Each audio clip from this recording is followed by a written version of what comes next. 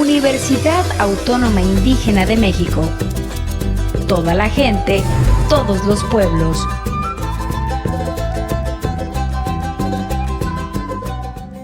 Bienvenidos a Unidad Virtual.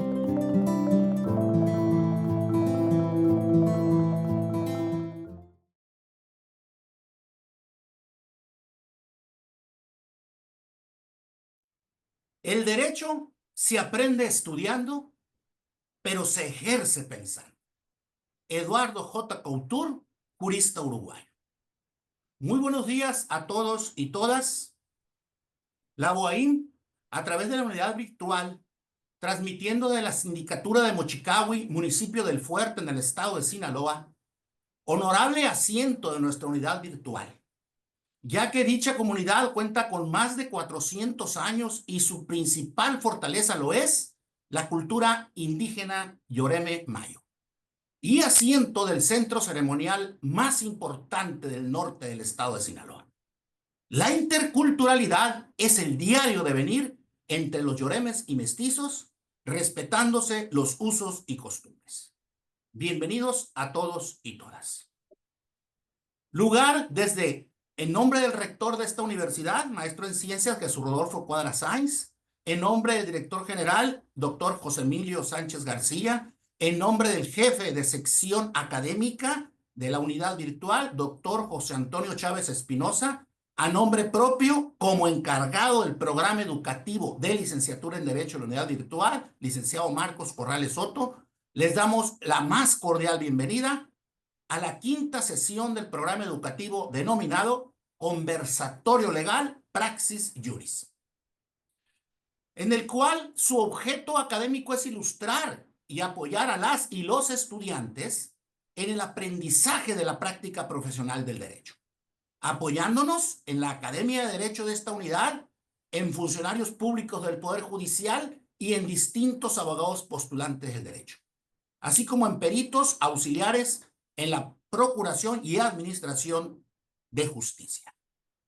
El objetivo principal es la colaboración institucional en el aprendizaje, en atención a los fines que nos marca la ley orgánica de nuestra universidad, para efectos de dotar al estudiante de las habilidades necesarias para desarrollar el empoderamiento personal y comunitario a lo largo de su vida con una visión de interculturalidad.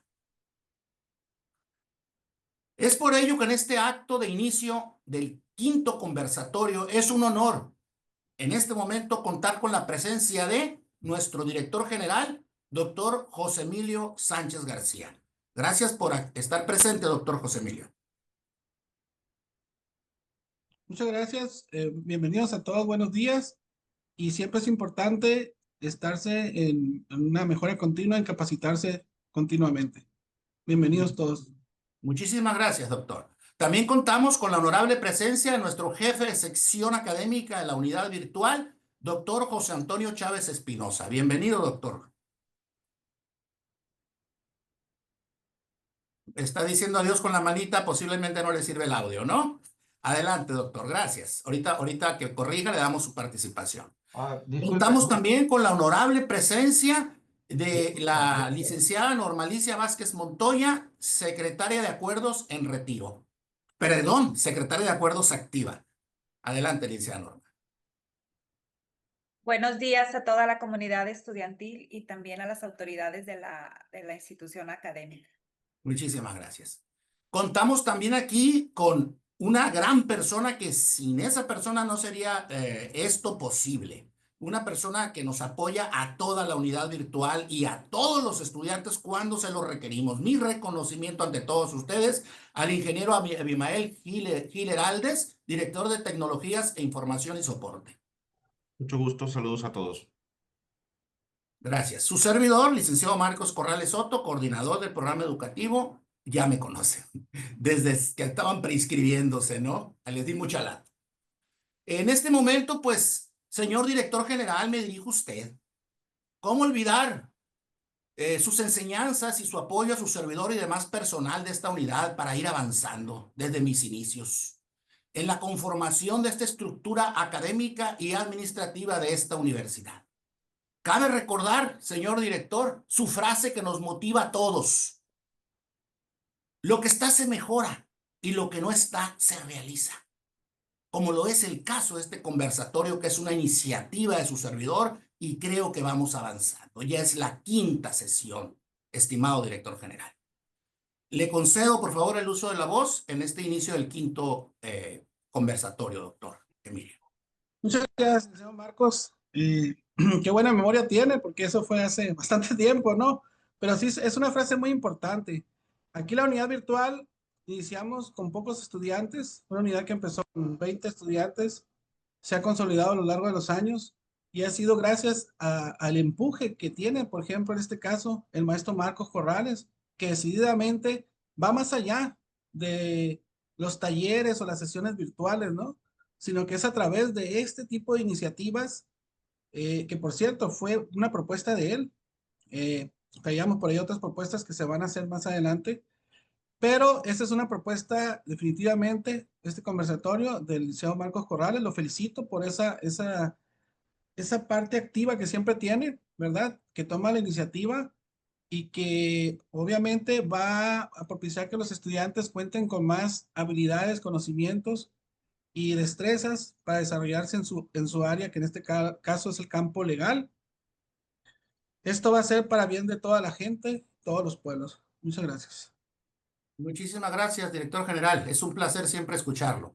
Igualmente, si ya corrigió su audio, me daría mucho gusto unas palabras de nuestro jefe de sección académica, doctor José Antonio Chávez Espinosa. Adelante, doctor. Muy buenos días. No sé si me escucha, licenciado. Perfectamente bien.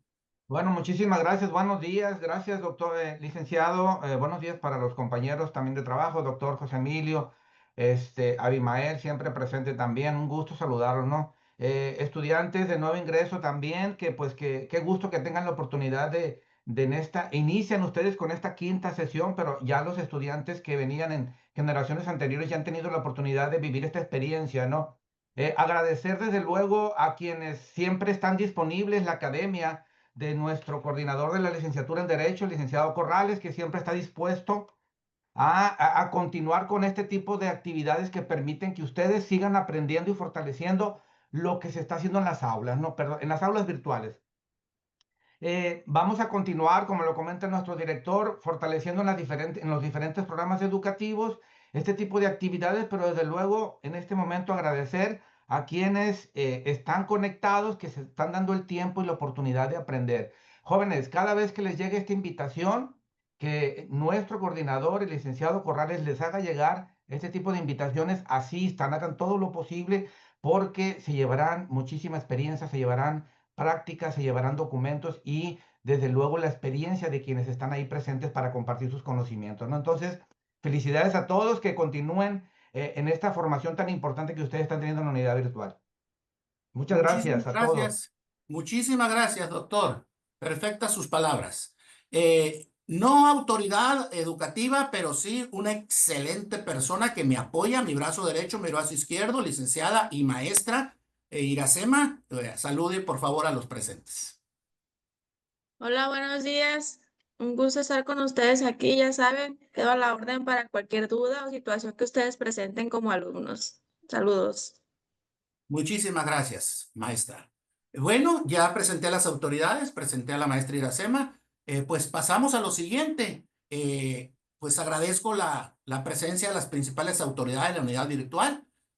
Asimismo, pues el paso a dar los pormenores del currículum de nuestra acompañante y expositora en este conversatorio. Es licenciada en Derecho y maestrante en Derecho Procesal Oral, Normalicia Vázquez Montoya. Ella actualmente se desempeña como secretaria de estudio y cuenta en materia familiar en la Sala de Circuito Zona Norte del Poder Judicial del Estado de Sinaloa, con sede en la ciudad de Los Mochis, Sinaloa. Cuenta con 2 certificaciones como facilitadora en mecanismos alternativos de solución de controversias. Recientemente culminó el curso especializado en procesos restaurativos con enfoque en el ámbito familiar, modalidad híbrida, impartido por el Instituto de Capacitación Judicial del Estado de Sinaloa, en conjunto con el Centro Estatal de Mecanismos Alternativos de Solución de Controversias. En este caso, es un excelente currículum el de la abogada, sí, perfecto. Si a eso le complementamos que bajo conocimiento de causa, claro, que en todo momento se ha conducido con ética y disciplina como servidora pública judicial, por lo que hace una excelente servidora pública. Felicidades, licenciada. Como introducción al tema, pues quiero decirles que como antecedente legal, se tiene que la reforma constitucional del año 2008 aperturó el tema de mecanismos alternativos de solución de controversias a distintas leyes, principalmente la penal. En dicha reforma, diversos artículos constitucionales tuvieron un impacto sustancial en sus textos, entre ellos el artículo 17, al que se añadió un tercer párrafo, para establecer que las leyes preverán mecanismos alternativos de solución de controversias, que en la materia penal regularán su aplicación, asegurarán la reparación del daño y establecerán los casos en los que se requiera supervisión judicial. En 2017 se estableció que siempre que no se afecte la igualdad entre las partes, el debido proceso u otros derechos en los juicios o procedimientos seguidos en forma de juicio, las autoridades deberán privilegiar la solución del conflicto sobre las formalidades procedimentales. Como manera de introducción, es parte precisamente de entrar de lleno al tema con nuestra expositora. Antes de eso, les recuerdo a todos, estudiantes, hombres y mujeres, estudiantes, se les recuerda que se desarrollará la exposición de forma continua. No va a haber interrupciones a la expositora. Al final se abrirá un periodo de 15 minutos para preguntas y respuestas y deben de ser solo y exclusivamente del tema tratado. Por favor, no se amplíen con sus preguntas. Breves, concisas del tema tratado. Entonces, así es, va a ser su seguimiento. Su servidor será vocero de todos y cada uno de ustedes que no logran hacer sus preguntas. Quienes no quieran participar aquí en el Zoom pueden hacerlo también en el chat del Zoom, perdón, lo pueden hacer en el chat. Yo y la licenciada Iracema vamos a ir rescatando las preguntas ahí, se las haremos también a la abogada. Pues, licenciada Norma, tenga usted la más cordial de la bienvenida nuevamente y pues la dejamos con los estudiantes en su espacio, maestra. Muchísimas gracias por estar con nosotros, maestra. Adelante. Muchas gracias. Bueno, pues ya después de haber escuchado un preámbulo de lo que se trata el tema, la justicia alternativa, previamente quiero agradecer la oportunidad que se me ha brindado para venir a compartir, a transferir un poco de los conocimientos que a mí a su vez me han transferido y que considero de suma importancia que atendamos a esta materia, puesto que es prácticamente algo novedoso aquí en nuestro país. No obstante que, como lo dijo el maestro Marcos, desde 2008, la reforma constitucional dio apertura a los mecanismos alternativos de solución de controversias. Y no solo eso, sino que los elevó a rango constitucional como un derecho humano de acceso a la justicia. Vamos a dar por inicio, voy a compartirles aquí unas diapositivas que preparé.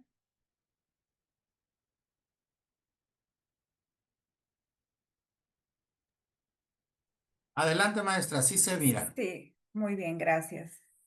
Ok. Muy bien. Bueno, pues habiendo ya señalado los antecedentes de la justicia alternativa, pues me gustaría mencionar como concepto lo que significa.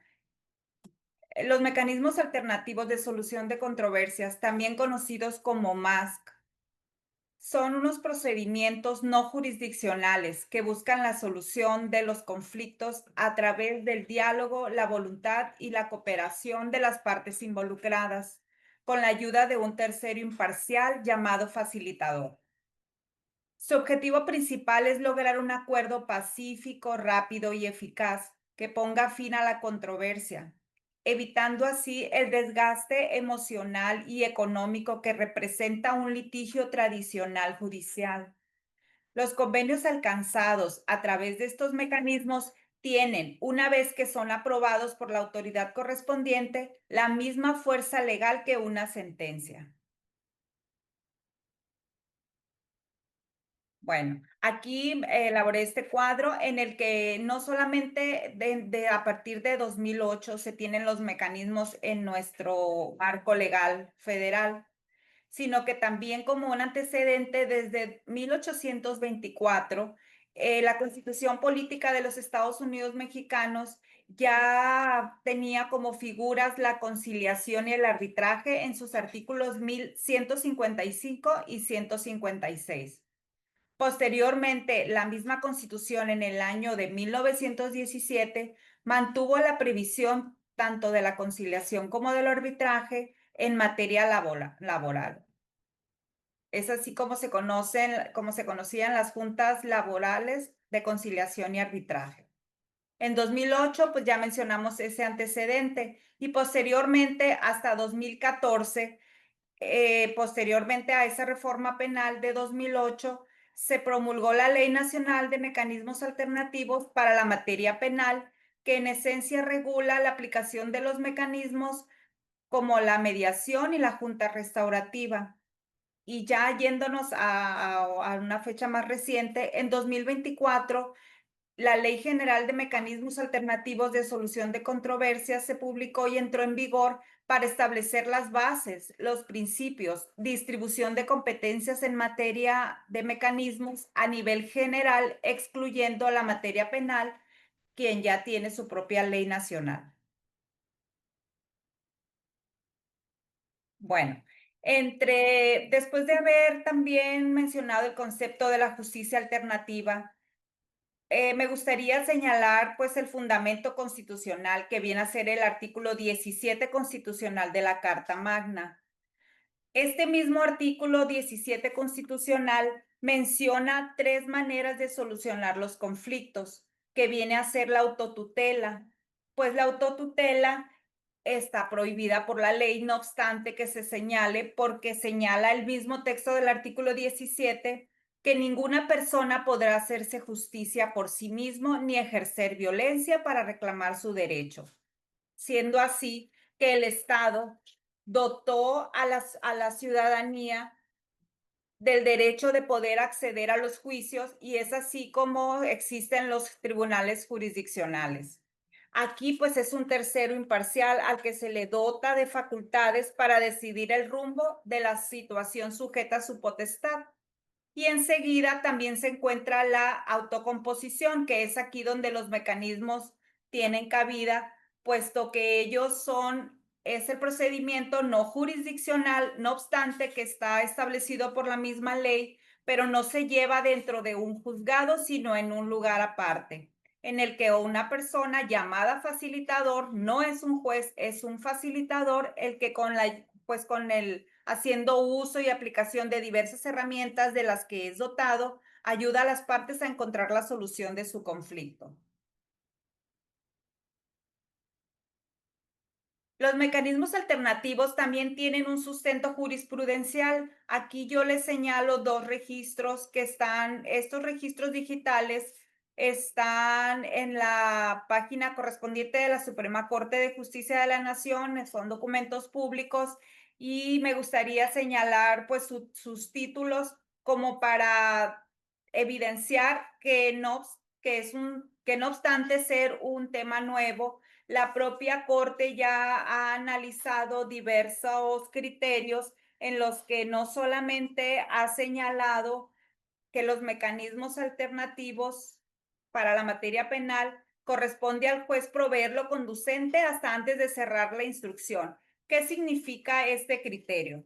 Bueno, pues en la materia penal los mecanismos alternativos están presentes desde antes incluso de que se configura una carpeta judicial, que ya es en el juzgado, o bien desde que se abre lo que viene siendo la investigación. Allí en la fiscalía está esta unidad de mecanismos donde se pueden atender delitos que son del fuero común, pero no todos, sino solamente aquellos que son de cuantías determinadas menores o bien delitos que no sean perseguibles de oficio. No obstante de que esté este trámite establecido en la propia ley penal, pues a veces no se agota el mismo, o bien una vez agotado las partes no quieren avenirse o no aceptan que se solucione su controversia en la unidad penal. Entonces la carpeta llega a ser una causa penal y eso no impide que el juez que conoce del asunto invite a las partes hasta antes de cerrar la instrucción a que puedan solucionar a través de estos mecanismos su solución para no llegar al juicio. Esto porque al establecerse que en los mecanismos alternativos, que las partes son dueñas de su propio problema y que son ellos quienes pueden decidir la forma de resolver, pues entonces se privilegia esta medida para que sean ellos los que lo resuelvan, ¿no? Acá también en el siguiente criterio, pues se habla en su título que el acceso a los mecanismos de solución de controversias como un derecho humano goza de la misma dignidad que el acceso a la jurisdicción del Estado.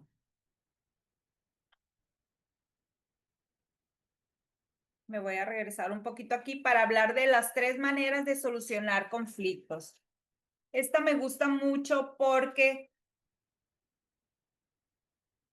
hay un autor al que a mí me gusta mucho leer, es el jurista Niceto Alcalá Zamora y Castillo, que da un ejemplo muy claro de cómo es que estas 3 maneras de solucionar conflictos están inmersas en el artículo 17. Ya mencionamos la autotutela, la heterocomposición, y ya pues estamos en la autocomposición ahorita en este momento, puesto que ahí es donde viven los mecanismos alternativos de solución de controversias. En este sentido, pues la autocomposición es diferente a la heterocomposición, aunque la heterocomposición, pues esta es la manera más culturalmente, ¿no? De la que tenemos conocimiento, pues tiene un anclaje cultural muy fuerte en pues nuestro país y en todo el mundo. Pues es inclusive este anclaje cultural de resolver los conflictos a través de un juzgado o bien de un tercero que venga a poner la solución a la situación que acontece, pues se puede ver en el día al día de nuestras vidas. Tan es así, pues que dice este escritor que en la casa, cuando hay un conflicto entre familia, hijos, pues cuando ocurre un problema entre ellos, estos acuden a la mamá o al papá, ¿no? Para que los escuchen y les resuelvan. También en la escuela sucede igual, cuando los alumnos tienen alguna discusión, alguna disputa, pues comparecen ante su maestro o bien ante la dirección escolar. Y en la sociedad pasa lo mismo, pues en el ámbito laboral se repite esta misma dinámica de acudir a los jefes, a las autoridades superiores cuando se presenta una diferencia entre los compañeros. Bueno, pues ya mencionamos lo que viene haciendo, lo que viene a ser el concepto de los mecanismos, su sustento legal, su sustento jurisprudencial, las 3 formas que el propio artículo 17 constitucional señala para resolver conflictos, que la autotutela está proscrita, la heterocomposición vienen a ser los juzgados, los tribunales jurisdiccionales. Y pues mencionamos también lo que viene siendo la autocomposición, que es donde nos encontramos ahorita. Bueno, para que un convenio de mediación, conciliación o arbitraje tenga plena validez, tiene que estar desarrollado con diferentes principios que enseguida vamos a señalar, porque en este momento vamos a mencionar cuáles son los tipos de mecanismos que la propia ley señala. Entre ellos está la negociación, que es el mecanismo por virtud del cual las partes por sí mismas y sin personas intermediarias solucionan a través del diálogo y de forma pacífica un conflicto o controversia. También señala la mediación, la negociación colaborativa, que viene haciendo igual que el anterior, que viene a hacer una negociación simple Pero en la negociación colaborativa sí existe la posibilidad de que les asista una o más personas, abogadas colaborativas, que ayudan a las partes involucradas a solucionar a través del diálogo y de forma pacífica el conflicto. También está la mediación, que es la que más se conoce en la práctica. Cuando escuchan mediación, pues rápidamente creen que esa manera, este procedimiento viene a hacer todo, pero en realidad no. La mediación tiene una particularidad. Sí es asistida por una tercera persona, pero el facilitador, que viene a ser la tercera persona, es imparcial y no participa proponiendo ideas ni soluciones, sino que solamente les ayuda a las partes involucradas a construir su comunicación, como se le dice, el puente de comunicación, para que ellos puedan, con la asistencia del facilitador y sus herramientas, poder propiciar el diálogo que les permita a los involucrados poder arribar a un convenio. En el caso de la conciliación, aquí la tercera persona imparcial sí propone, sí realiza recomendaciones o sugerencias y ayuda a las partes a construir el acuerdo para que ponga fin a esa situación. En el arbitraje también es un proceso voluntario. Sin embargo, aquí no se le llama facilitador a la tercera persona involucrada que apoya este mecanismo, sino que se le llama un árbitro. Se le llama árbitro y es designado por las partes. En el ejercicio de la función, es un ejercicio de la función jurisdiccional distinta a la del Estado, no tiene un imperio. Aquí se dicta un laudo, no se dicta un convenio, sino que se dicta un laudo que resuelve la controversia. Y el laudo, en este caso, puede estimarse como una obra de lógica jurídica, puesto que nada más se limita a lo que la propia ley establece. Y se aplica en las materias y formas permitidas por el Código de Comercio, el Código Nacional de Procedimientos Civiles y Familiares, las leyes federales o los locales que lo prevén, también los tratados internacionales de los que el Estado mexicano es parte. Muy bien, ahora vamos a señalar los principios que rigen los mecanismos, pues como antes les dije, sin estos principios el convenio, si no se llevan a cabo, si no se cumplen estos principios que rigen los mecanismos, el convenio no tiene la validez como para poder llevar a cabo su ejecución.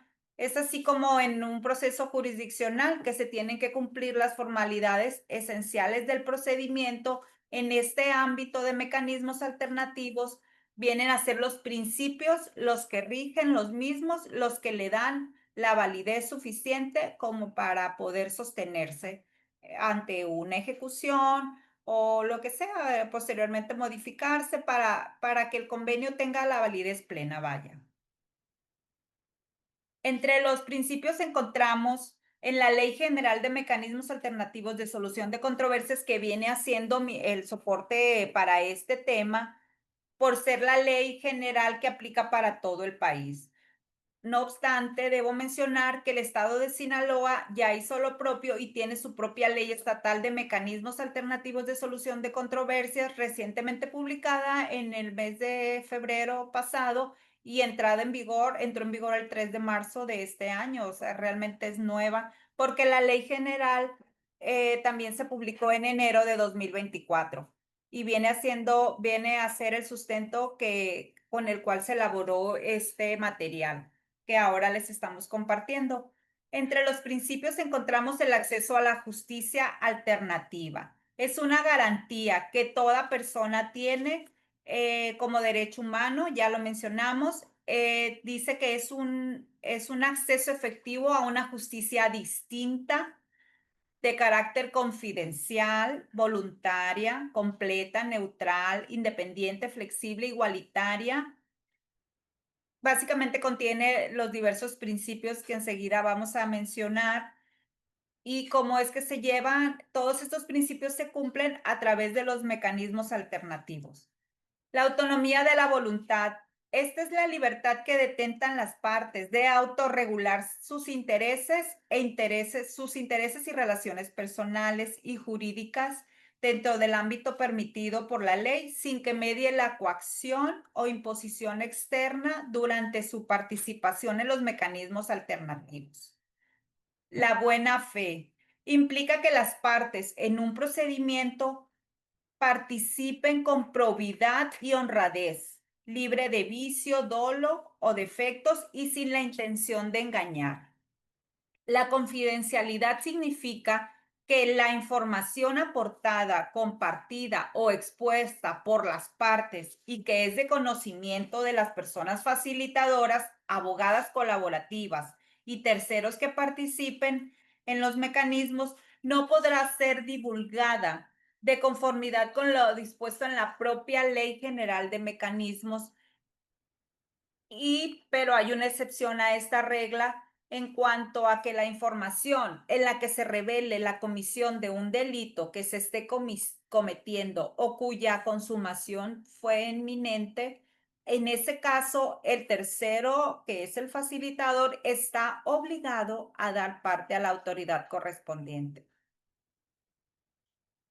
En la cuestión de la equidad, pues significa que la persona facilitadora va a propiciar la igualdad y el equilibrio entre las partes que intervienen en el procedimiento con el fin de que los acuerdos alcanzados respeten derechos humanos, sean leales, proporcionales y equitativos. La flexibilidad también está muy presente en estos procedimientos, puesto que implica que el procedimiento se va a desarrollar sin formalidades y trámites rígidos o excesivos para las partes.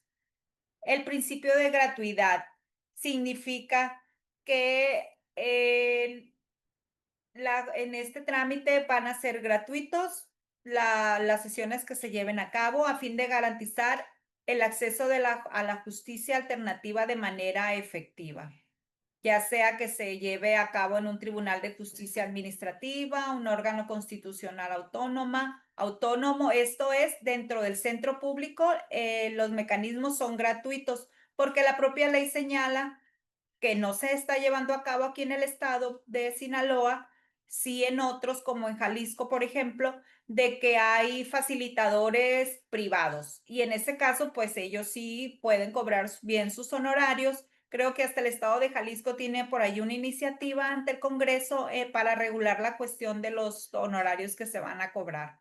Porque pues obviamente como profesionistas que son en la materia, pues también tienen, ¿verdad? El derecho a cobrar sus honorarios. El principio de honestidad es tanto inherente para las partes intervinientes como para la persona facilitadora. Pues aquí señala que se deben de conducir con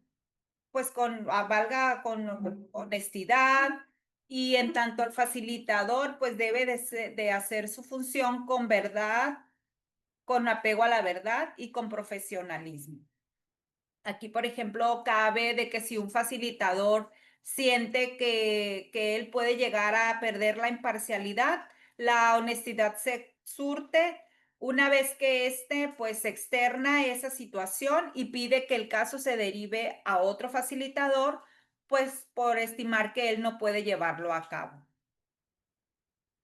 La imparcialidad, pues, significa que en la controversia, pues, una vez que se expone el facilitador debe mantenerse libre de favoritismos o preferencias personales que implique la concesión de ventajas indebidas a alguna de las partes. El interés superior de la niñez es un principio internacional, pero también se encuentra inmerso entre los principios de los mecanismos por ser un criterio de interpretación que implica que el ejercicio pleno de los derechos de los niños, de las niñas y de los adolescentes debe ser considerado como un rector en los procedimientos de mecanismos alternativos de solución de controversias. La legalidad implica que el propio mecanismo tiene el límite que establece la ley. que pudiera ser el respeto a los derechos humanos, al orden público y la voluntad de las partes. La neutralidad es inherente a la persona facilitadora porque debe de tratar los asuntos con objetividad y evitar juicios de valor, opiniones o prejuicios que pueden influir en la toma de decisiones de las partes. Y la voluntariedad, pues este principio es esencial y básico, puesto que si una de las partes no quiere comparecer al procedimiento, ya sea mediación, conciliación o arbitraje, negociación, no puede llevarse a cabo. Este viene a ser el principio que da la apertura al procedimiento. También la ley señala que puede haber diversos principios establecidos en la Constitución política y en los tratados internacionales. ¿Esto qué quiere decir? Que estos principios mencionados son enunciativos más no limitativos. Una particularidad que tienen los mecanismos es de que el mecanismo alternativo de solución de controversias será admisible siempre que no resulte contrario al orden jurídico o interés público ni verse sobre derechos indisponibles. Bueno, pues ya mencionamos los principios que son inherentes tanto para el facilitador como para las partes intervinientes. Vamos enseguida a mencionar lo que dice el facilitador, lo que dice la ley sobre la persona facilitadora. El facilitador es un profesional certificado del órgano, cuya función es facilitar la participación de quienes intervienen en los mecanismos alternativos de solución de controversias en virtud de haber cumplido con los requisitos que marca la propia ley de la materia.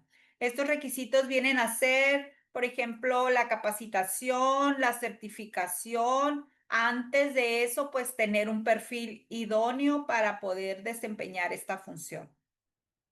El facilitador es quien determina si un asunto es susceptible de ser resuelto a través de la aplicación de los mecanismos.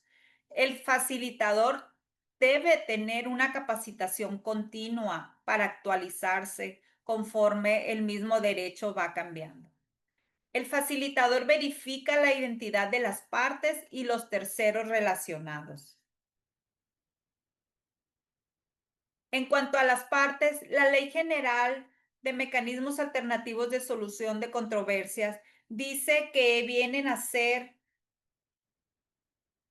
dice que las partes pues son las personas intervinientes en el procedimiento no jurisdiccional y estos no solamente tienen deberes sino también obligaciones. Entre los deberes, pues aquí mencionamos 5, que es recibir la información necesaria con relación al mecanismo, sus alcances, los efectos y consecuencias. Esto la persona tiene que estar muy bien informada, las partes, previo a acceder a que se solucione su situación en un procedimiento no jurisdiccional como lo son los más. También las partes tienen el deber de solicitar al titular del centro respectivo que la persona facilitadora sea sustituida de conformidad con lo dispuesto en el artículo 46 de esta ley, que significa que cuando no se sienta cómodo respecto a la persona facilitadora que está dirigiendo el procedimiento, pues tiene el deber de decírselo al titular del centro respectivo antes de concluir el mismo. ¿Para qué? Para que no se lleve a cabo un convenio habiendo esta persona, la parte involucrada, habiéndose sentido incómodo, ¿no? Entonces, lo ideal es de que se notifique inmediatamente de que algo advierta, notificar al titular del centro respectivo sobre la actuación del facilitador para que sea sustituido por la situación de que se trate. Tiene el deber de recibir un trato igualitario y respetuoso. También tienen el deber, ya sea una o ambas partes, solicitar la revisión del convenio a efecto de verificar que no se violen las disposiciones de orden público o se trate de derechos indisponibles, como antes se mencionó. Si un convenio afecta derechos de terceros o derechos de niñas, niños y adolescentes susceptibles de encontrarse en alguna situación de vulnerabilidad, las partes tienen el deber de pedir su revisión del convenio. Y también, pues la ley menciona diversas más, así que también de estos deberes son de manera enunciativa, más no limitativa. Entre las obligaciones que tienen Las partes, pues, es acatar los principios, las reglas que regulan los propios mecanismos, conducirse con respeto, cumplir con los convenios derivados de un mecanismo en el que participe, asistir y participar a cada una de las sesiones, informar a la persona facilitadora o la persona abogada colaborativa sobre la existencia de un procedimiento jurisdiccional en el caso de que así sea, de que tienen que notificar, ¿sabe qué? Yo ya tengo un juicio en el juzgado familiar o ya tengo un juicio en el juzgado civil o mercantil, según el caso. Tienen la obligación de hacérselo saber a la persona facilitadora para que se resuelva lo conducente, ¿no? También deben de informar en las sesiones los hechos que modifiquen la materia de la controversia o conflicto, esto para dar lugar a una modificación del convenio y las demás que prevenga la propia ley. Aquí yo puse un cuadro en cuanto al procedimiento de mecanismos. ¿Cómo es que se lleva a cabo el mismo? Bueno, pues el procedimiento de mecanismos ya en sí se abre con una vez que la persona, que la parte lo solicita o bien se deriva de parte de un juzgado. Aquí lo que tiene que hacer una persona que quiera acceder a estos mecanismos es acudir al centro público. Aquí en Mochis ya tenemos uno. Hasta este año el Poder Judicial aperturó un centro público de mecanismos alternativos de solución de controversias. En otros estados, pues también ya se ha avanzado más. Incluso nosotros apenas estamos en pañales prácticamente, pero sí está toda una estructura, hay recurso humano y muy capaz para poder llevar a cabo estos diversos mecanismos. Aquí una persona interesada, pues lo único que tendría que hacer es acudir con una identificación y copia de la misma para que se registre una solicitud. En el caso de la persona moral, pues tendría también que llevar una copia del documento con el que acredita la personalidad con la que acude, ¿no? El personal de la unidad de atención al público del centro de mecanismos, pues va a pedirle datos quizá para poder llenar una ficha, le va a preguntar acerca del conflicto, le va a dar una información breve sobre los mecanismos. Esta persona va a pasar a una sesión individual ya con un facilitador certificado para que lo escuche y valore si su asunto puede ser susceptible de aplicación de un MASC. Si el asunto es susceptible de mediación o de conciliación o arbitraje, se abre el procedimiento. En caso de que no lo sea, el propio facilitador le va a dar orientación sobre las instituciones que pueden ayudarle con su situación de conflicto o, si así lo decide, la canalización directamente. Allí pues habrá que ver, así lo establece la ley, habrá que ver si realmente lo llevan a cabo, pero si no, pues con la orientación la parte ya se va, la parte involucrada o interesada, con la información respectiva para acudir a la institución. Bueno, pues si habiendo sido susceptible el caso de un procedimiento de mecanismos, se le pregunta si desea continuar con el proceso. Ya una vez que dice que sí, va a firmar una solicitud donde va a expresar su voluntad de participar en el proceso de mediación, conciliación o práctica restaurativa, que si bien no es un mecanismo, pero sí es una manera de solucionarlos a base de porque es una filosofía en sí, la justicia restaurativa, no un mecanismo. Más adelante lo vamos a mencionar. Entonces, una vez que acepta la persona participar, se va a generar el expediente correspondiente. Se va a realizar la invitación para que sea entregada por persona especializada a la persona con quien deba dialogar. Esto es a través de un invitador. En los centros públicos de mecanismos no existen los actuarios como sí en los juzgados. Aquí es un invitador porque no va a correrle traslado, porque no va a emplazarlo, porque no va a notificarlo como lo hace un actuario, sino que simplemente le va a entregar una invitación que contiene pues a la persona que lo esté invitando a dialogar, el lugar y la hora a donde va a ir en caso de aceptar.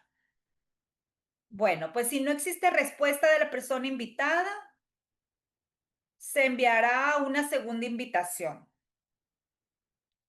Si no existe respuesta de la persona invitada en la segunda invitación, se va a dar cierre del expediente, se notificará a la persona solicitante. ¿Por qué? Porque el mecanismo es voluntario. Si una de las personas no quiere o no puede, tiene dudas, simplemente no va, el mecanismo no se puede llevar a cabo. En el caso de que la persona atienda la invitación, pues se va a celebrar la invitación individual en la que se va a escuchar a ambas partes sus planteamientos y si acepta continuar, se va a notificar la sesión conjunta en la que ya van a ir ambos. Llegado a este punto, pues tendrán las sesiones conjuntas necesarias para construir el acuerdo. Si no hay un acuerdo, no obstante el procedimiento, se dejan a salvo los derechos para que los hagan valer por la vía correspondiente. Y si hay un acuerdo, se plasma en un convenio que una vez registrado tiene fuerza de cosa juzgada.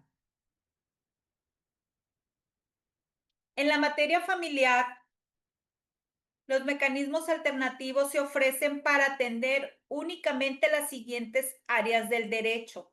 Esto es, conflictos que deriven de las relaciones entre las personas que se encuentren unidas a matrimonio, concubinato o en cualquier otro caso, aun cuando no se encuentren en dichos supuestos que tengan hijos o hijos en común, entre personas unidas por algún lazo de parentesco, por consanguinidad, por afinidad o civil, y las que surjan de esas relaciones con terceros como los divorcios, pensiones alimenticias, guardicustodia, convivencia, sucesiones, si ya existe nombramiento de herederos, ¿no? En el caso de las sucesiones, o cualquier otro conflicto entre familiares que cumpla con los requisitos de la ley.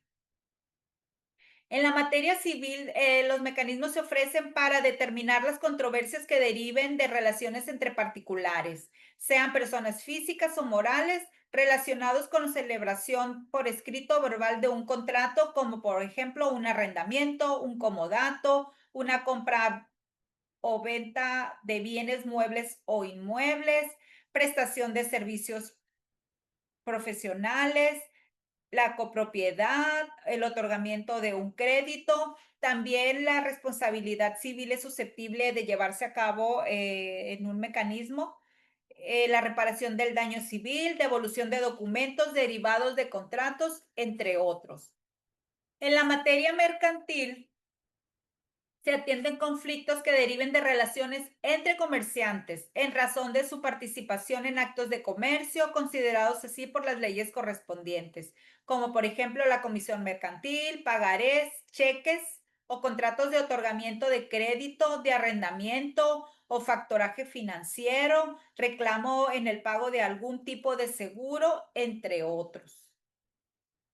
Entre beneficios, como beneficios podemos decir que los mecanismos alternativos, pues se encuentra el ahorro de los tiempos y de los costos, la confidencialidad, que no es posible llevarla, que se cumpla en un juzgado plenamente, la flexibilidad y el control también es otro de los beneficios, puesto que en la cuestión de la flexibilidad, el procedimiento puede llevarse a cabo en más de una sesión.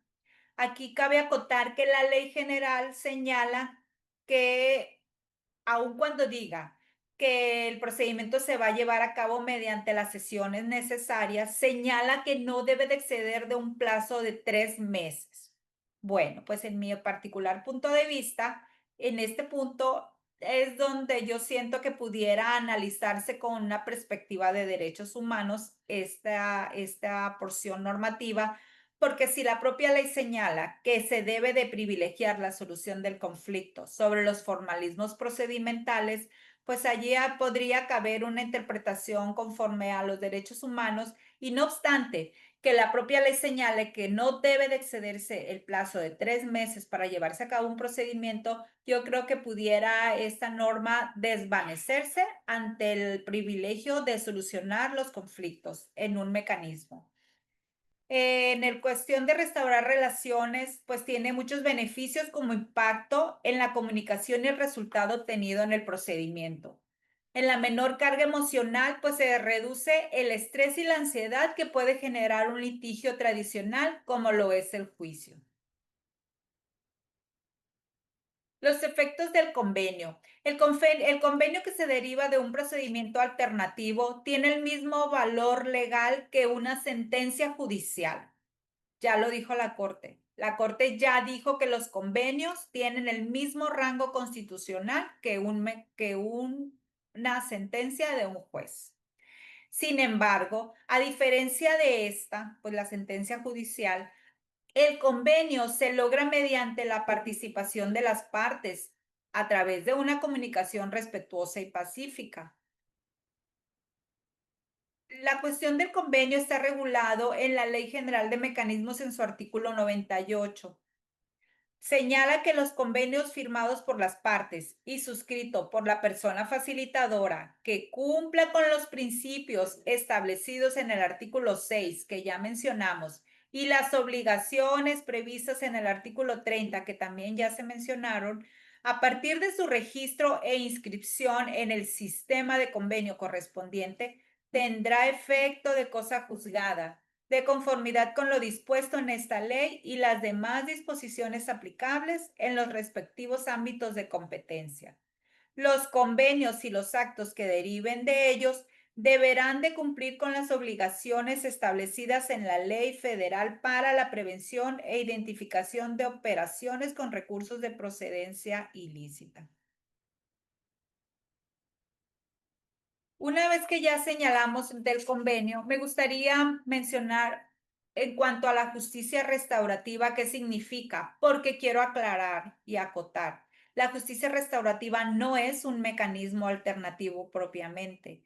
Estos se integran, la justicia alternativa se viene a integrar con el fin de procurar la restauración de los vínculos familiares. Entonces, ¿qué hace un facilitador cuando advierte que puede tener cabida la justicia restaurativa? Lo que hace el facilitador es que su procedimiento, ya sea la mediación o la conciliación, la lleva a cabo desde un enfoque restaurativo. Entonces, el facilitador va a hacer uso de la especialidad que tiene, porque hay que ser especializado para eso, tener una certificación para poder llevar a cabo la mediación o la conciliación desde un enfoque de la justicia restaurativa. La justicia restaurativa, según este autor Howard Serr, es un autor del pequeño libro de la justicia restaurativa, la define como un proceso dirigido a involucrar dentro de lo posible a todos aquellos que tengan un interés en una ofensa en particular e identificar y atender colectivamente los daños, necesidades y obligaciones derivados de dicha ofensa con el propósito de sanar y enmendar los daños de la mejor manera posible.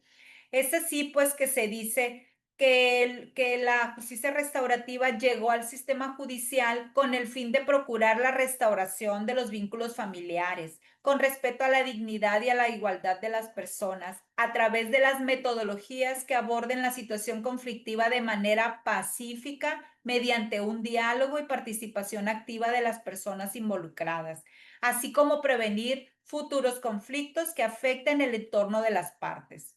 Sus objetivos, pues aquí están: restaurar a la parte afectada en el ámbito emocional, material y social. Procurar la integración de las partes en su entorno, evitando futuros conflictos. Ayudar a las partes, a comprender el impacto de las decisiones tomadas frente al conflicto y adoptar la responsabilidad que les corresponda. Generar espacios seguros de integración social y comunitaria en ámbitos familiares, escolares, vecinales y demás escenarios donde una persona se desarrolla. Brindar a las partes la oportunidad de desarrollar un plan para tratar de atender las consecuencias del conflicto. Y en la materia familiar, pues busca restaurar el equilibrio entre las personas involucradas, centrándose en las relaciones afectadas de la familia. No quisiera terminar sin mencionar qué papel tiene el abogado en los mecanismos.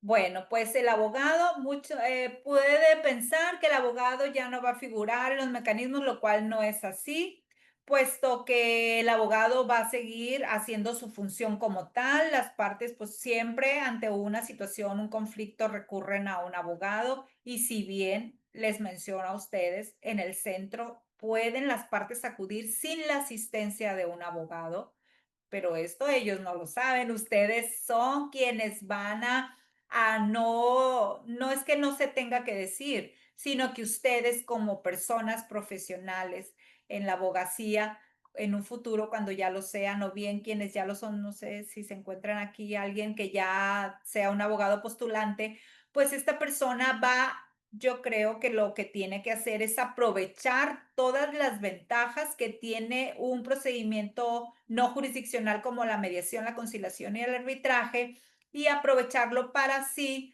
porque pues una vez que ya conozcan del tema, van a darle la relevancia debida a los mecanismos, puesto que aquí, dentro de un procedimiento no jurisdiccional, hay un mayor número de soluciones, se atienden mejor los intereses de todas las partes, aumentan una posibilidad de que el fallo sea ejecutado sin problema, puesto que las partes, habiendo convenido hacer algo, es más factible que esta persona acepte ante un incumplimiento la ejecución del fallo, ¿no? La ejecución del mismo.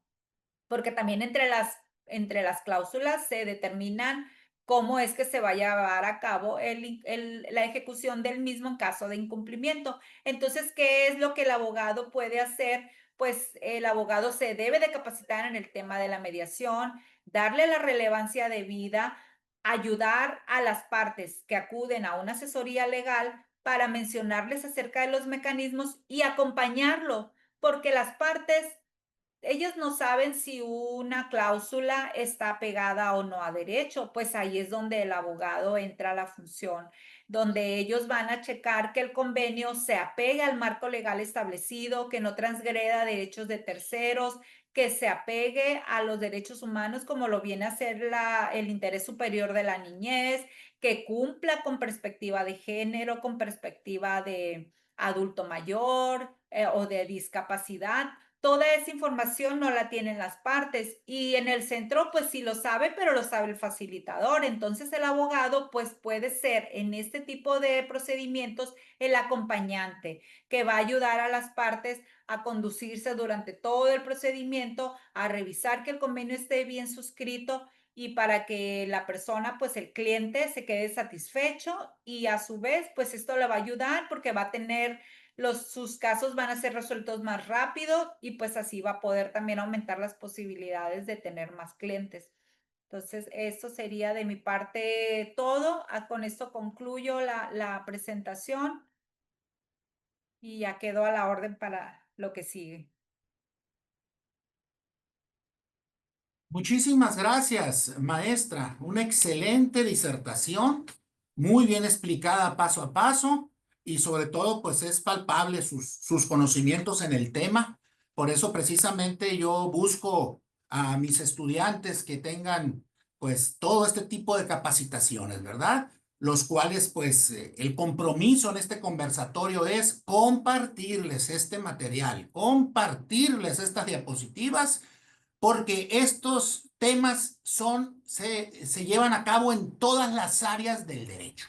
En todas las áreas del derecho, ya el 2027 va a estar en todo el país el Código Nacional de Procedimientos Civiles y Familiares, que muy reiteradamente está y concisamente está plasmado esta justicia alternativa a través de los medios alternativos de solución de controversias. Pues vamos a pasar a la siguiente parte, que es el apartado de preguntas y respuestas. Yo voy a estar tomando nota aquí, quienes están alzando la manita, conforme estemos alzándola. Allá me encuentro con dos. Primero ¿estamos preparados, maestra? Disculpe para preguntas y respuestas. Sí, adelante. ¿Gusta un receso de unos minutos, tomar agüita, algo? Puede hacerlo con toda confianza. Está bien, estamos listas, gracias. Anaí Espinosa, por favor, primero. Hola maestra, primeramente muchas gracias por este tema tan importante porque pues es algo nuevo para nosotros. Y en cuanto a la información que dio, me nació la duda, la anoté aquí, ¿Existen límites o restricciones en cuanto a qué tipos de casos pueden ser resueltos a través de la justicia alternativa? Sí, efectivamente, la propia ley la señala. En la materia penal podemos mencionar que es susceptible un procedimiento cuando no se trata de un delito que se persiga de oficio. Es decir, en cuestiones patrimoniales, sí es permitido una mediación en la materia penal, no así, por ejemplo, en un homicidio, en un secuestro, en un robo calificado.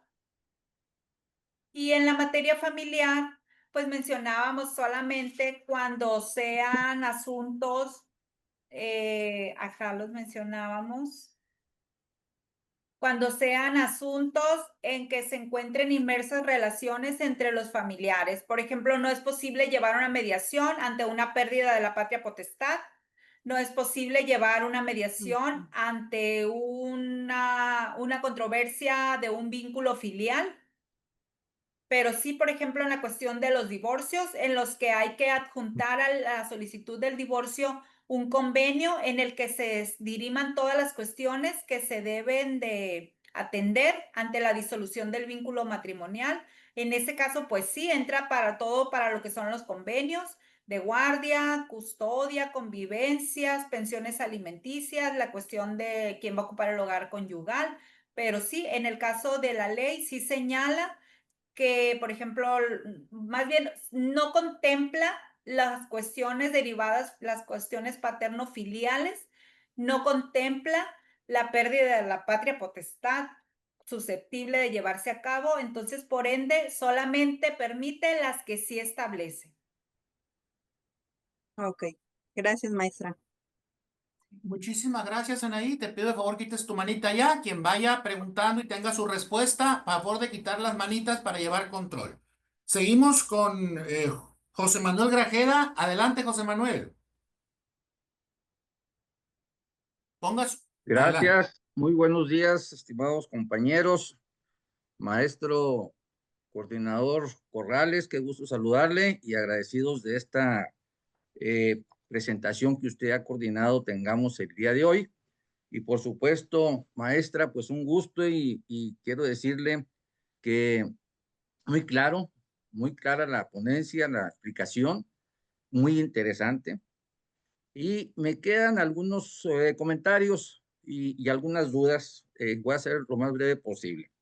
El comentario sería que qué impresión tan importante me queda de cómo bajo un proceso casi ciudadano se puedan arreglar las partes, bajo un concepto de conciliación, participando solamente un gestor, vamos a decirlo así, participando no la autoridad judicial en su estricto sentido, sino buscando que las partes lleguen a una negociación. Sin embargo, me quedaría 2, 3 conceptos. Me suena también como algo de los juicios salomónicos, en donde los afectados se acercan y cada uno reclama y dice sus partes, su interés, y esperan que uno es víctima, el otro seguramente es un acusado o se le está acusando. Y queda pues final el que puedan llegar a un acuerdo. Es muy interesante el concepto, es ágil, diría yo, pero me doy cuenta que no hay muchas atribuciones en el ámbito de autoridad. Es un gestor que no es un juez, y lo que se acercan las partes a acordar, pues así como se acuerda, pueda deshacerse. Como no tengo la obligatoriedad, como se mencionó en algunas de sus partes, pues simplemente salgo del área donde estuvo el acuerdo, que no es un juzgado, no es un tribunal, y lo desatiendo. Salgo y digo, bueno, pues la verdad es que no me interesó, ya vine al acuerdo y no me gustó. Y ahí queda.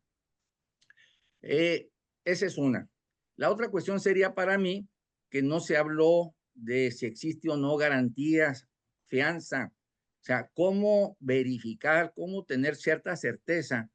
Yo que soy afectado, de que estoy en un procedimiento de arreglo de partes y resulta que tengo la expectativa que el asunto se arregle, que me paguen el pagaré, que me paguen el vehículo que estoy reclamando que no me han pagado, los daños a una propiedad, etcétera. ¿Qué garantía existe? Pues me parece que no hay garantías. Se deshace fácilmente este asunto. Ese sería mi otro comentario. Entonces, estamos hablando que se actúa de buena fe. Y pues muchas de las veces quienes me llevan a tratar de hacerle una restauración, una pago de los daños que se ocasionaron, pues se presenta sin ninguna manera coactiva de hacerle valer las palabras o los dichos que se hicieron en esa reunión, en ese acuerdo. Entonces, eso por una parte. Y por último, es efectivamente, me queda muy claro y es muy interesante este tema, como para que se explore más, para que se formalice, o seguramente lo está y lo desconozco, este tipo de procedimientos que no son estrictamente judiciales, pero que antes de llegar al ámbito judicial se pase por este proceso. Pero ¿hasta dónde realmente tiene validez judicial? Esas serían mis comentarios. Muchas gracias y felicidades.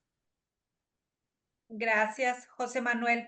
Bueno, pues le comento, la persona que atiende el tercero imparcial, que dirige estos procedimientos, es una persona facilitadora. Y para ser una persona facilitadora, pues tienen que tener una capacitación muy intensa que les permite accesar a una certificación para poder estar capacitados plenamente y llevar a cabo este procedimiento. Estas personas, si bien no son jueces, pero sí son funcionarios judiciales públicos que tienen el deber de conducirse tanto con apego a la ley como a los principios que rigen los procedimientos, atender las necesidades de las partes y poder escucharlos, ayudarles a construir el acuerdo que se va a plasmar en un convenio. Todo lo que ahí se atienda y que las partes de manera consensuada se exponga en la mesa y puedan suscribirlo como un convenio, este convenio, al cumplirse todos los requisitos y las cuestiones legales, pues este convenio tiene tanta validez como una sentencia que le da seguridad a las partes para que en caso de incumplimiento puedan ejecutarlo en un juzgado. El convenio es la misma validez, es como si usted tuviera una sentencia que le reconoce un derecho y obliga a cumplir al otro. Esto es en esencia un convenio. Entonces, si usted no está conforme o no cumplió una de las partes con la fecha de pago establecida en ese convenio, pues usted puede llevar a cabo su ejecución ante un juez al que va a acudir con ese convenio como si ya hubiese sido juzgado y sentenciado, para pedir la ejecución del mismo por la vía que corresponda, que sería en este caso, creo, la vía incidental. Entonces, usted tiene, ese convenio es la misma validez, insisto, que una sentencia. Y aquí nada más es una cuestión de que nosotros como personas, como ciudadanos, tengamos ese cambio de paradigma que nos permita creerle a estos procedimientos. Están bien regulados, están bien establecidos. Entonces, no, en ese sentido, pues lo invito a que sí, pues a todos, de hecho, invito a que conozcamos más del tema, porque esto solamente es superficial lo que aquí se ha hablado, porque está regulado tanto para la materia penal, para la justicia penal para adolescentes, para la justicia de ejecución una vez que la persona ya es sentenciada, está regulada en la materia civil, en la materia familiar, en la materia mercantil, y a partir de 2027, como lo mencionó el maestro Marcos, ya vienen inmersos estos mecanismos en el Código Nacional de Procedimientos Civiles y Familiares, que entrará en vigor en ese año. Entonces, aquí lo que nos toca es adentrarnos al estudio de la materia para conocerla y para creerle. Gracias, muy claro me quedó. Gracias. Gracias. Muchísimas gracias, maestro Grajeda. Es un gusto saludarle. Saludos hasta Chihuahua, maestro. Bien, seguimos en la misma secuencia. Jesús Martín Hernández, por favor, adelante, Jesús Martín.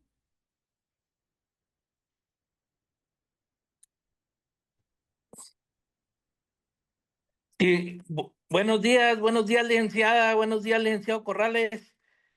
También desde por acá de la sierra. Yo creo que ahí en la información que nos acaba de dar la LIC, algunas de las interrogantes que tenía yo para hacerlas, pues ya se nos esclarecieron, pero me queda una por ahí. Dentro de la mediación de alternativas de solución que tenemos la conciliación, la mediación, el arbitraje, tenemos que todo esto viene a buscar el agilizar los tiempos y el buscar una conciliación donde las partes afectadas, bueno, en las partes que buscan una respuesta y una alternativa ahí a sus conflictos, pues sea basado en una cultura de paz, ¿verdad? Porque desde el momento en que buscamos una negociación, pues va encaminada en ese sentido, ¿verdad? De que no queden por ahí los malos roces.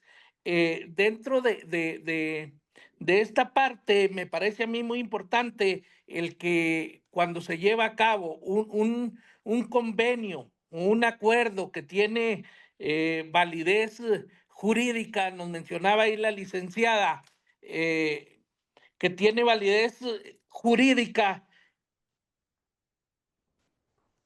dentro del proceso que está llevando, nos decía el licenciado, porque no deja de ser el proceso, se estableció en este caso lo de la demanda y por lo tanto ya generó lo de las medidas alternativas que lo llevaron. Se queda sustentado y de no, o sea, ahí mi pregunta es, ¿en qué momento se determina si el acuerdo, que se establece está fundamentado y está basado ahí en la negociación y por lo tanto ya va a tener validez jurídica?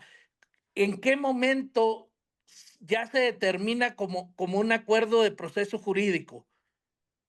¿En qué, o sea, en qué momento? Porque estamos pasando el proceso, ¿va? Y decimos, nos mencionaba ahí los 3 meses para llegar a ese acuerdo. Y si por alguna situación no se pudo dar en ese lapso la negociación por X situaciones, cuestiones ajenas a lo mejor a las partes que no pudieron estar en ese proceso cuando les fue solicitado para las negociaciones, se termina nulo al pasarse esos tiempos. Sí, gracias, Esa sería Jesús mi pregunta, Martín. licenciada. Muy bien, gracias. Sí, efectivamente, la ley pues señala los 3 meses para que se lleve a cabo el procedimiento de mecanismos. Obviamente, el facilitador pues va a agotar las sesiones que sean necesarias para poder arribar al acuerdo, ¿no? Del procedimiento de que se trate. Y si el facilitador pues una vez analizado el caso, él va a poder determinar si el convenio va a buen puerto y en el caso de que no, va a cerrar y va a decir que no es posible llevar a cabo un convenio porque pues no hay elementos para que eso pueda ser posible. Entonces cierra, dice, él hace un reporte e informa, no es posible llevar el convenio y ya expone sus razones. Se cierra el expediente y ya la parte que fue quizá la que invitó al otro a negociar, a mediar, a conciliar, si esa persona tiene a salvo su derecho para irse a la vía jurisdiccional. Muy bien, licenciada. En Gracias. ese momento. No es precisamente que a los 3 meses, puede ser desde antes incluso. Si en la primera sesión una de las partes opone resistencia a llevar a cabo el procedimiento, en ese momento el facilitador cierra el caso y les deja a las partes a salvo su derecho para que lo hagan valer en la vía judicial. O bien, también se abre el procedimiento judicial una vez que el convenio, no obstante que se celebre, no obstante que se firme y que se eleve como a categoría de cosa juzgada, si se incumple, cualquiera de las partes puede llevar a cabo su ejecución, como lo mencionábamos ahorita, y es ahí donde se abre la puerta de la materia jurisdiccional. Gracias, licenciada. Muy claro. Gracias. Muchas gracias, Jesús Martín. Favor de quitar tu manita, por favor.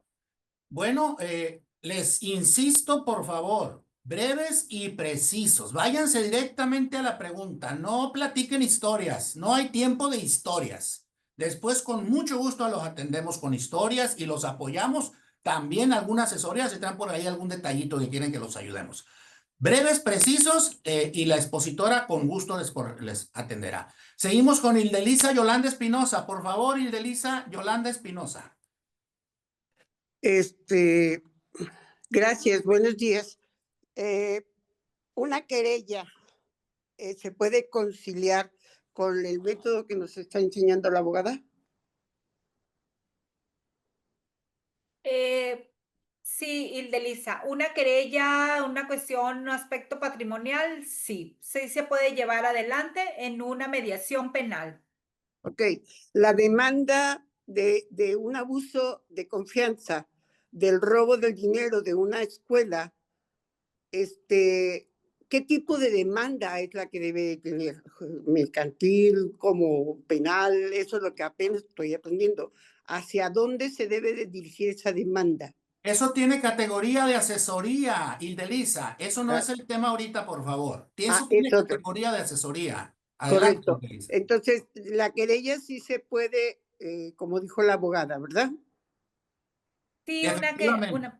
sí, Adelante. así es. Efectivamente, una querella, pues una querella es en sí ese planteamiento ante la autoridad penal correspondiente para poder exponer un hecho que puede ser constitutivo de un delito, pero allí pues sí tendrían que analizarse el tipo, los hechos, las circunstancias para ver qué tipo penal encuadra.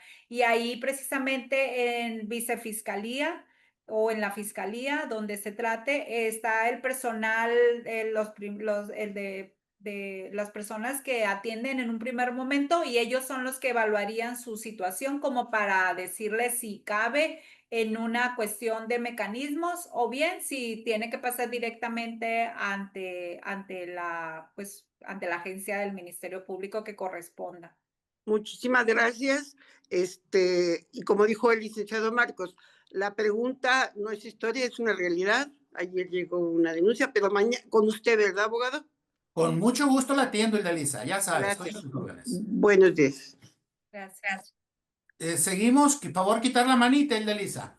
Seguimos con Alex S. Alex, te pido de favor, ahorita a lo mejor no, pero en las siguientes, en nuestras clases, en nuestras conferencias, siempre deben de tener todos nombre y apellido, por favor, ¿sí? Adelante, Alexis. Alex. Micrófono. ¿Me escuchan, Sí. perdón? Perdón, adelante, sí.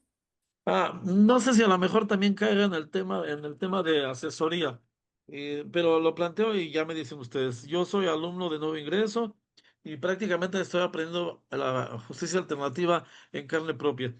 Tengo el caso de una demanda en mi contra, una persona que está acusándome por lesiones dolosas que yo no cometí. Es una persona vecina, obsesiva. No me llamaron a vicefiscalía, acudí a vicefiscalía. Me comentó el Ministerio Público que firmara un acuerdo y con eso terminaba el asunto. Un acuerdo donde había compromiso de no molestar a la persona y la persona no me molestaría a mí. Es una señora. Que ya con eso terminaba. Sin embargo, esta semana me visitó el visitador, como decía la ponente, y me invita para el próximo miércoles a las 9 de la mañana a la oficina donde están ellos. Quería preguntar si ya me habían dicho que yo ya no tenía problema, que ya había firmado el convenio. es válido que me estén citando nuevamente a lo de mecanismo. Ok, pues de su narrativa advierto que donde citó fue ante la gente del Ministerio Me Público. ¿Es citaron, sí. así? Sí, me citó el Sí, Ministerio Público. ok, Y yo expuse entonces, mis razones, porque tengo testigos de que lo que está diciendo la señora no es cierto.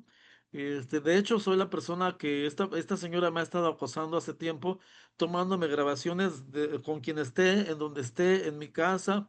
Está obsesionada porque ella argumenta que yo, en mi refugio de animalitos, mis animalitos sufren.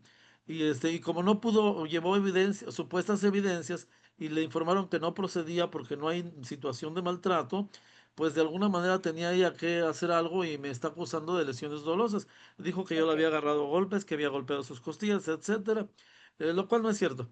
De hecho, Bueno, me causó un daño a mí, el día de los hechos que manifiesta, pero yo ya acudí al Ministerio Público, ya firmé el mecanismo de convenio. Sin embargo, me mandan a mecanismo.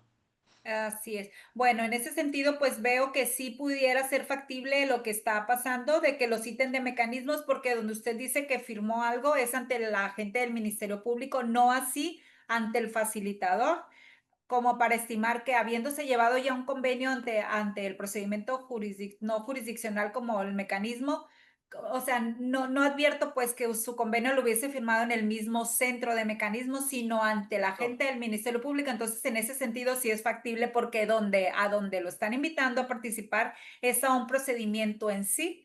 Y ahí, pues sí, ahí habría que ventilarse todas las cuestiones que está usted comentando, o bien atender las que ya se hicieron valer por parte de la persona que lo está invitando. Una pregunta más, me indican que puedo acudir sin abogado, pero yo seguramente habré de firmar otro convenio, me imagino. Quisiera no reconocer que yo tenga alguna culpa. ¿Puedo yo firmar y en caso dado pedir que yo no reconozco culpa mía? Al contrario, yo soy con la mucho persona gusto te afectada. atiendo, Alex, con mucho gusto te atiendo. Ya se está convirtiendo en asesoría esto, por Está favor. bien, sí está bien, Con licenciado, mucho cómo gusto no. te atiendo. Sí debes de ir con mucho cuidado porque posiblemente sea tu declaración ministerial y tienes que ir preparado. Está Sí, yo bien, te voy a decir qué vas a hacer, qué no vas a hacer con todo gusto, pero asesorías le aquí, mando por mensaje. favor, en ¿Está otro bien? apartado. Sí, está bien, gracias. Muchísimas gracias, Alex. Vamos a terminar ya con dos más participaciones, ¿eh? Dos participaciones más porque los tiempos están muy cortos. Vamos a seguir con Matilde Etzana y vamos a terminar y concluir con José Carlos López. Son los últimos dos. Bueno, ya Josefina echó su manita ya casi al final, ¿no? Últimos tres, ya no se permiten más. Todos tenemos nuestros tiempos ya limitados, ¿sí? Empezamos con Matilde, seguimos con Josefina y cerramos con José Carlos López. Matilde, adelante, breve, por favor. ¿Qué sucede si el imputado o acusado incumple el acuerdo reparatorio?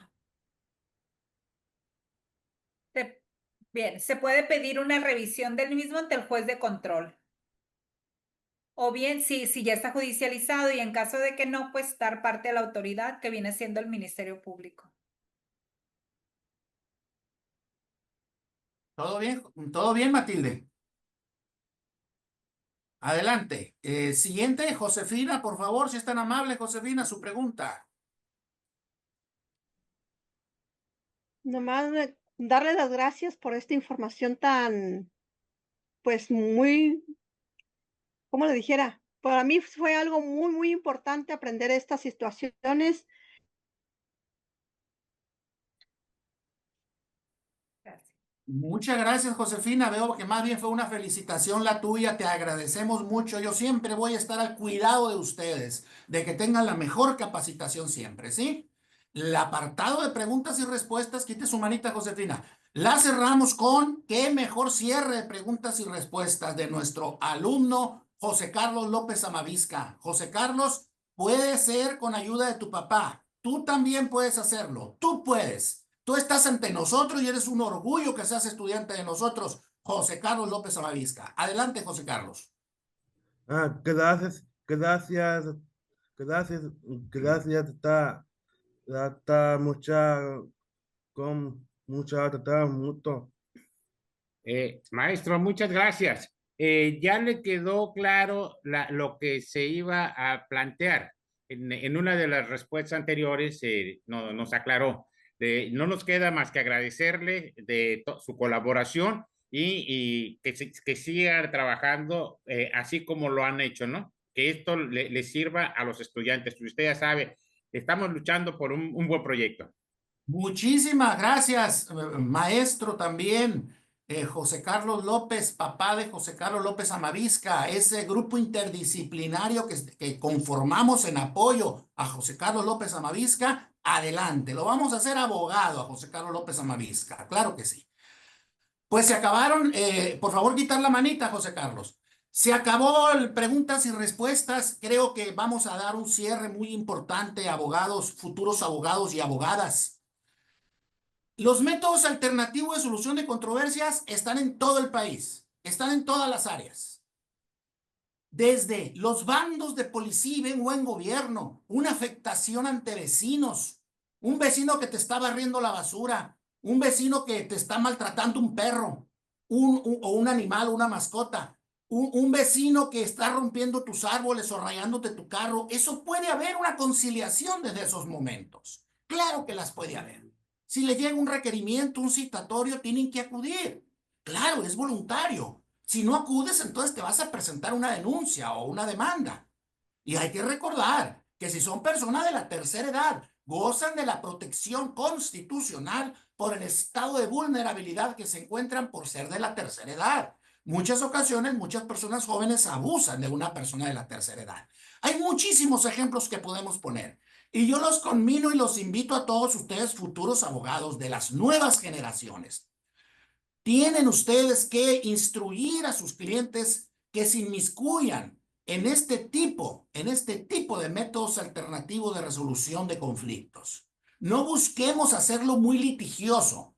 Hay mucho gasto, hay mucho tiempo, hay mucha desilusión de las partes por lo que tardan los juicios. Un juicio laboral antes tardaba 6, 8, 10 años. Ahora se soluciona en 6 meses. Un juicio mercantil con amparos, con revisiones, se nos iba 5 o 6 años. Hoy puede transcurrir 1 año, cuando mucho, hasta recurso de revisión. Es una maravilla la justicia restaurativa. Alguien por ahí preguntó en el chat si podían prepararse para ser ustedes mediadores. Claro que lo pueden hacer. Quisiera que nuestra exponente nos dijera nomás si tiene interés alguno de ustedes en ser. ¿Cómo le pueden hacer, maestra? Yo le hago esta pregunta en nombre de los demás. ¿Alguno que tuviera interés en ser mediador? Adelante, maestra. Última pregunta. Muchas gracias. Bueno, pues de entrada, sí, pues todos pueden ser facilitadores, mediadores, solamente que hay que cumplir ciertos requisitos para ello. Si bien la ley no señala que sean estrictamente abogados, pero sí pide que sean ya profesionales, personas profesionistas, que tengan ya su cédula profesional en una materia, porque pueden ser tanto psicólogos, sociólogos, trabajadores sociales, también abogados. Y de momento, aquí en el estado de Sinaloa, solamente la ley está en la ley estatal de mecanismos, solamente se está haciendo la aplicación para personas funcionarias judiciales de momento, pero como la ley recientemente fue publicada, es decir, en marzo entró en vigor de este año, pues esto no quiere decir que así va a quedar, sino que va a tener apertura en adelante para que puedan ser facilitadores privados, y ya emitirá las convocatorias correspondientes con los requisitos que va a establecer para ello. De momento, pues sí tienen que tener una ya carrera profesional, su cédula, y que los ejercite, que los habilite para ejercer la profesión que corresponda, porque pueden ser abogados, sociólogos, trabajadores sociales o psicólogos, porque lo que vienen siendo los mecanismos no es exclusivo para un abogado, sino para cualquier profesionista, pero sí tiene que estar ya una persona, ya tener su título de una carrera, y esperar a que la propia institución, en este caso el Poder Judicial, emita la convocatoria con los requisitos correspondientes. Muchísimas gracias, maestra. Muchísimas gracias, maestra. Pues vamos a finalizar este conversatorio. Quiero que cada quien, del lugar donde se encuentre, ahí sentaditos, que se vea en su imagen, que sienta esa vibra la maestra, que todos vamos a aplaudir esta intervención tan importante. Aquí no es frío lo virtual. También tenemos sentimiento, maestra, y le damos ese gran abrazo y ese gran felicitación por esta disertación. Le haré llegar su reconocimiento por parte de la unidad virtual de la UAIM y pues le agradezco muchísimo la intervención. Espero haber cumplido con las expectativas a todos y cada uno de mis estudiantes. Estoy encantado con todos ustedes, echándole todas las ganas. Y vamos a seguir en ese proyecto. Muchísimas gracias. Nos despedimos. Hasta la próxima. Gracias. Un abrazo a todos. Gracias, maestra. Gracias a todos. Gracias, Abimael. Pasen buen fin de semana.